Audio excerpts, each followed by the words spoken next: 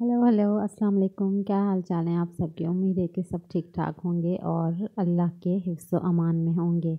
तो जी vlog start हो रहा है खूबसूरत सी सुबह से। सुबह सुबह ये बारिश हो रही थी तो मैंने सुबह ही कैमरा उठा लिया था और बस कुछ देर हुई है, घंटा डेढ़ बारिश हुई है और उसके बाद ये देखें बारिश क्या क्या तबाहियाँ करके गई है। तो ख़ैर तबाहियाँ तो कुछ ज़्यादा नहीं थी, बस ये छोटी मोटी थी। अल्लाह बचाए ज़्यादा तबाही से, नुकसान से। बस जहाँ भी बरसे रहमत वाली बरसे।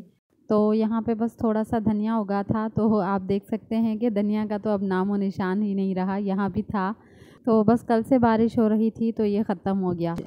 फिर उसके बाद मैं किचन में आ गई थी और ये मैंने रात को फिर जो दूध की बलाई जमा करती हूँ वो सारी मैंने निकाल के रख दी थी और उसके अंदर फिर मैंने खट्टा डाल के रख दिया था। तो बस ये अब जम चुका था, मक्खन बिल्कुल निकल ही आया था। बस फिर उसके बाद मैंने बस थोड़ा सा ही इसको फेंटा था और मक्खन निकल आया था। तो बस इस तरीके से मैं डिटेल में भी अपने पिछले व्लॉग्स में शेयर कर चुकी हूँ कि मैं किस तरीके से देसी घी निकालती हूँ। अच्छा मुझे ना बहुत मुश्किल लगता था ये देसी घी निकालना। मैं समझती थी कि बहुत मुश्किल काम है, बहुत मेहनत से निकलता है देसी घी। ये है कि ये कोई इतना मुश्किल नहीं है। बस ये है कि दूध जो डेली आता है कुल लो फ्लेम पे मैं गर्म कर देती हूँ। उबलता है, बॉयल होता है तो उसका जो उबाल आता है तो वो ऊपर ऊपर साइडों पे मलाई लगती है। तो लो फ्लेम पे गर्म करने से ये होता है कि उबलता नहीं है, बस अंदर ही अंदर थोड़ा सा बस बॉयल हो रहा होता है और फिर जो है उसकी मलाई जो है वो एक ही जगह पे थिक होती रहती है।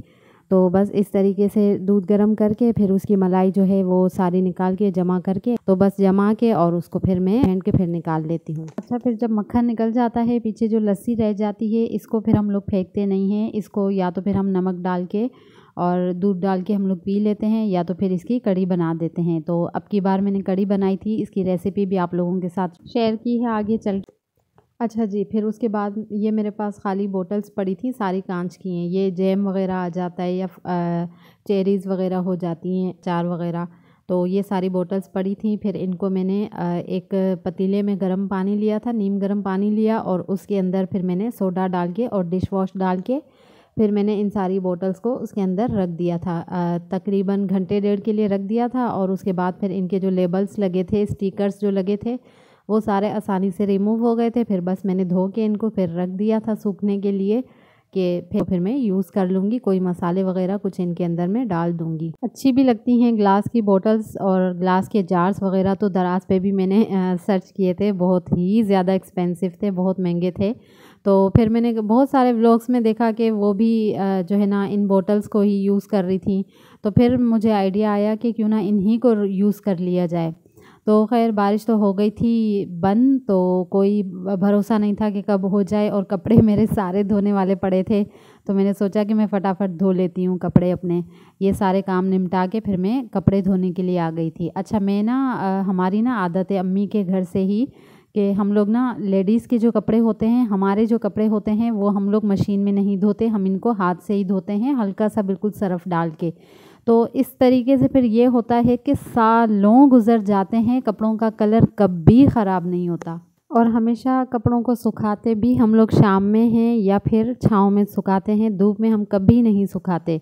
और ख़ासकर जैसे यहाँ गांव में तो ज़्यादा धूप पड़ती है कि ये होता है कि मैं हस्बैंड के कपड़े डालती हूँ और वो 1 घंटा भी बहुत है, उससे भी कम टाइम में जल्दी सूख जाते हैं। चाहे कितने ही कपड़े हों, पूरी रस्सियाँ में भर देती हूँ लेकिन ये है कि जल्दी सूख जाते हैं। तो खैर लेकिन फिर भी मैं अपने कपड़े धूप में नहीं डालती, फिर मैं शाम में डालती हूँ। तो बस कपड़े में धो के फिर रख दिए थे और उसके बाद फिर मैंने खाने की तैयारी की थी। और ये लस्सी जो मैंने आपको दिखाया था कि सुबह मैंने इसका मक्खन निकाला था और बाकी जो लस्सी रह गई थी उसको फिर मैंने रख दिया था और अब मैं इसकी कड़ी बनाने लगी हूँ। तो कड़ी की रेसिपी भी आपके साथ शेयर करती हूँ, बहुत ही मज़े की बनती है। हाँ, हो सकता है आप लोगों को मुझसे ज़्यादा अच्छी बनाना आती हो, हर किसी का अपना स्टाइल होता है, अपना तरीका होता है। लेकिन ये है कि मेरा यही तरीका है और मैं इस तरीके से बनाती हूँ, बहुत ही मज़े की बनती है। ट्राई करके देखिएगा आप लोग भी इस तरीके से और मुझे ज़रूर बताइएगा कि कैसी लगी आप लोगों को। तो खैर मैंने 1 कप बेसन लिया था और उसके अंदर फिर मैंने ये जो लस्सी थी वो उसके अंदर डाल के मैंने फेंट लिया था उसको अच्छे तरीके से। फिर उसको मैंने कुछ देर के लिए साइड पे रख दिया था जब तक सालन का मसाला रेडी कर लिया था। अच्छा मैं ना इस तरीके से बनाती हूँ कि पहले प्याज को ब्राउन किया और जब गोल्डन ब्राउन हो जाता है फिर उसके अंदर लहसुन अदरक का फ्रेश पेस्ट ही डालती हूँ, तो इससे टेस्ट बहुत अच्छा आता है। तो बस जब गोल्डन ब्राउन हो जाता है और बहुत प्यारी सी खुशबू आने लगती है, फिर उस टाइम पे फिर टमाटर डाल देती हूँ और उसके साथ जो भी मसाले डालने होते हैं, बेसिक मसाले जो हम हर सालन में डालते हैं, वो डाल के और तब तक मैं भूनती हूँ कि टमाटर जब तक हल हो जाते हैं तब तक मैं इसको भूनती हूँ। और उसके बाद फिर मैं वो जो दही और बेसन का जो मिक्सचर होता है वो डाल देती हूँ और फिर अच्छा खासा पानी डाल के तब तक मैं इसको पकाती हूँ जब तक ये गाढ़ा नहीं हो जाता। और जितनी इसकी कंसिस्टेंसी रखनी होती है बस मैं फिर तब तक इसको पकाती हूँ। अच्छा, अक्सर लोग मैंने देखा है कि कढ़ी के साथ जो है वो वाइट चावल बना लेते हैं, लेकिन मुझे चावल पसंद नहीं है इसलिए मैं चावल नहीं बनाती। हाँ, वाइट चावल मैं सिर्फ जब बनाती हूँ जब मैंने साथ में दाल बनानी हो, अदरवाइज़ मैं वाइट चावल बिल्कुल नहीं बनाती।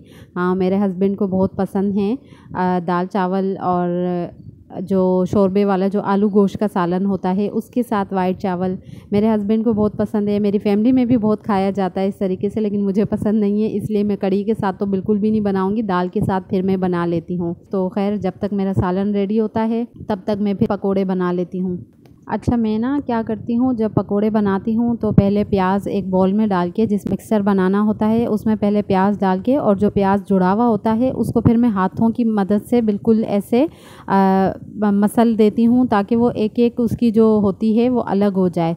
हाँ, तो वो प्याज सारा खुल के जब अलग हो जाता है फिर उसके बाद फिर इसके अंदर मैं आलू डाल देती हूँ और फिर जो भी मसाले वगैरह डालने होते हैं वो सब डाल के, थोड़ा सा बेकिंग सोडा डाल के, बिल्कुल थोड़ा सा बेसन डाल के और उसको ये जो प्याज होता है, आलू होते हैं, इन्हीं के पानी में फिर ये मिक्स हो जाता है।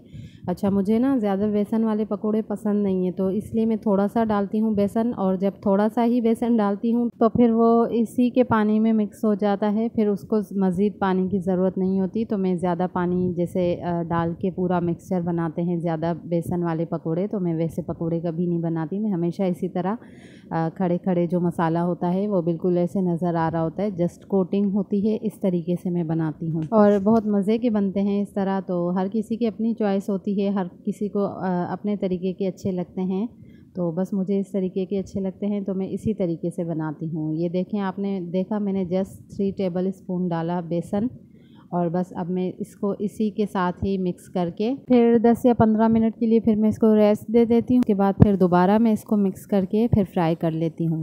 अच्छा जी, तो सालन मेरा तकरीबन तैयार है, बस अब मैं पकोड़े तलूँगी फिर सालन में डाल के और उसके बाद फिर मैं ऊपर से फिर तड़का लगाऊँगी।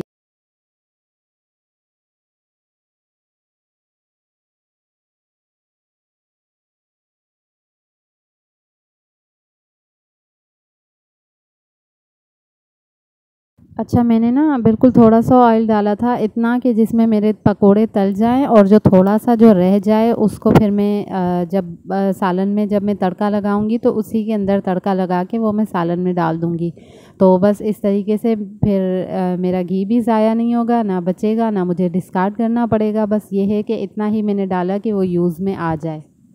बस फिर पकोड़े तल लिए मैंने और फिर उनको सालन में डाल के, अच्छा सालन मुझे बस इतना ही थिक रखना था, ना बहुत ज़्यादा थिक करना था और ना बिल्कुल पतला सा, तो बस इतना ही मुझे रखना था। तो ये मेरा सालन रेडी हो चुका है। अब बस जो बचा हुआ घी है और उसके अंदर फिर मैं तड़का लगा के, हाँ ये जो गोल वाली मिर्चें हैं इनको पता, आई डोंट नो क्या कहते हैं, देगी मिर्चें कहते हैं या क्या कहते हैं, तो बस इनका मैं तड़का लगाऊंगी। इनकी जैसे ही खुशबू उठने लगेगी फिर इसके अंदर मैं थोड़ा सा ज़ीरा डाल के और थोड़ा सा मसाला डाल के और बस फिर मैं डाल दूंगी सालन के अंदर।